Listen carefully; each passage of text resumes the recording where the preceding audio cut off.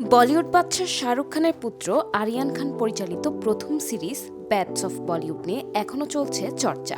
OTT platform নেটফ্লিক্সে মুক্তি পাওয়া এই সিরিজের মাধ্যমে আরিয়ান নিজের মেধার স্বাক্ষর রাখলেও শুটিং সেটে তার কড়া শাসন ও পারফেকশনিস্ট মনোভাব নিয়ে মুখ খুলেছেন অভিনেত্রী গৌতমী কাপুর।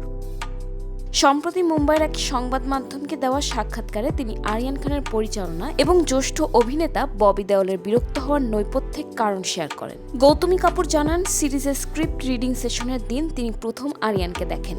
সেখানে প্রায় 25 জন অভিজ্ঞ অভিনেতা উপস্থিত ছিলেন। এত সব সিনিয়র শিল্পীর মাঝে একজন তরুণ পরিচালক কিভাবে কাজ সামলাবেন তা নিয়ে অনেকের কৌতূহল ছিল, কিন্তু আরিয়ান কথা বলা শুরু করতেই সবাই অবাক হয়ে যান। প্রতিটি চরিত্র নিয়ে আরিয়ানের স্বচ্ছ ধারণা দেখে মুগ্ধ হন গৌতমী।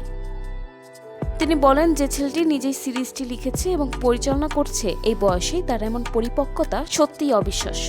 আরিয়ান কাজে এতটাই খুঁতখুঁতে যে মন মতো শট না হওয়া পর্যন্ত তিনি ছাড় দিতেন না। অভিনেত্রী জানান, এক একটি শটের জন্য 10 থেকে 15 বার পর্যন্ত রিটেক নিতে হতো। এই তালিকায় ছিলেন অভিজ্ঞ অভিনেতা ববি দেওল। ববি দেওল সেটে অত্যন্ত বিনয়ী ও শান্ত থাকলেও আরিয়ানের এই পারফেকশনের নেশায় তিনি মাঝে মাঝে ধৈর্য হারিয়ে ফেলতেন। গৌতমী বলেন, 10-15 বার রিটেক দিলে যে কারোরই ধৈর্যের বাঁধ ভাঙতে পারে। ববি দেওলও মাঝে মাঝে বিরক্ত হতেন, তবে আরিয়ান নিজের সিদ্ধান্তে অনড় থাকতেন।